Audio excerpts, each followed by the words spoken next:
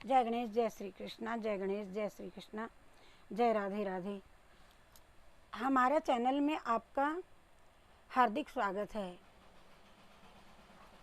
आप हमारे चैनल उषा शर्मा शास्त्री और सभी वीडियो को लाइक और सब्सक्राइब करें ताकि हम आगे भी आपको सुंदर सुंदर भजन और पुराण, शिव पुराण, हरिवंश पुराण, गर्ग संगीता आदि अच्छे अच्छे आपको भेजते रहें और ज़्यादा से ज़्यादा शेयर करें, कमेंट करें, आपकी अति कृपा होगी।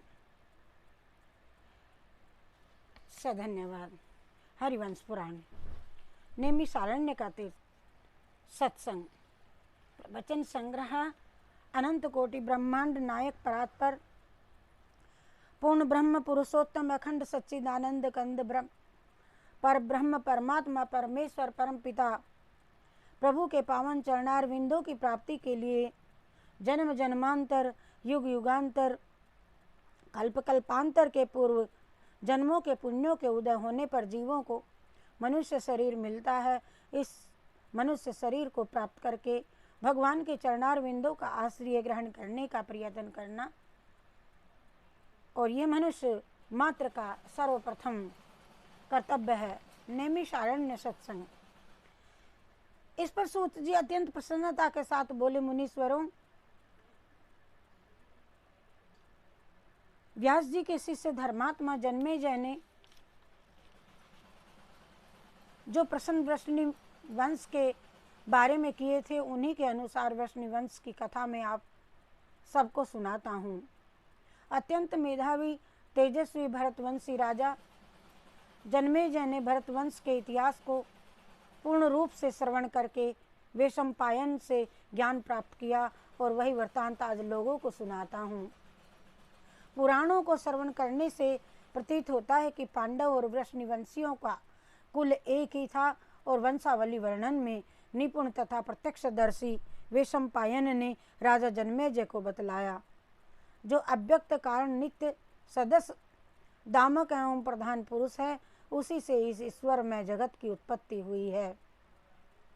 उसी अव्यक्त पुरुष को अभिन्न तेज संपन्न सब जीवों का सृष्टा और नारायण उन्हीं को समझो। उसी महान ब्रह्मा के अहंकार से अहंकार उत्पन्न हुआ, अहंकार से आकाश आदि सूक्ष्म जीव हुए, सूक्ष्म जीवों से पंच तत्व और जरायुध और 4 प्रकार के जीवों की उत्पत्ति हुई। इसी को सनातन सृष्टि कहते हैं। और भगवान ने सूक्ष्म भूतों को प्रकट करके अनेक प्रकार की भौतिक प्रजा उत्पन्न करने के विचार से सबसे पहले जल का निर्माण किया। फिर उसमें अपना जल डाला, वीर्य डाला। जल को नीर कहा गया है और यह जल नीर की उत्पत्ति का ही कारण है। इसी कारण नर के जनक भगवान को नारायण कहा गया है। भगवान द्वारा जल में डाला गया वीर्य हिरण्य वर्ण का अंड हो गया और इस अंड से स्वयंभू ब्रह्मा की उत्पत्ति हुई। अंड में 1 वर्ष रह करके ब्रह्मा ने उनके 2 खंड कर दिए। एक खंड पृथ्वी और दूसरा खंड देवलोक बनाया। दोनों खंडों के अंतराल में आकाश की रचना कर पृथ्वी को जल पर स्थापित किया। तब सूर्य और 10 दिशाएं बनाई। उसी अंड से उन्होंने काल, मन, वचन, कर्म, क्रोध एवं अनुराग की सृष्टि की। सप्तऋषियों को प्रकट किया। परम क्रोधी रुद्र को उत्पन्न कर मारीची आदि के पूर्वज सनत कुमार को जन्म दिया। विद्युत, वज्रमेध, रोहित और इंद्रधनुष तथा गगनचर खगों का निर्माण किया। वेदों की रचना की। अन्य अंगों से अनेक प्रकार के प्राणी उत्पन्न किए। वशिष्ठ नामक प्रजापति भी बनाया, पर यह सब मन से उत्पन्न होने के कारण उनकी प्रजा में वृद्धि नहीं हो पाई। वे अपनी प्रजा में वृद्धि नहीं कर पाए। अतएव तब ब्रह्मा ने अपनी देह से 2 भाग किए, एक को पुरुष बनाया, दूसरे को स्त्री बनाया। इसी प्रकार भगवान ने विराट रचना की। विराट ने पुरुष को रचा, यह पुरुष ही मनु था। मनु ने मनवंतर को का कर्म चलाया। योनिज सृष्टि से स्त्री संज्ञक द्वारा दूसरा अंतर उपस्थित हो गया।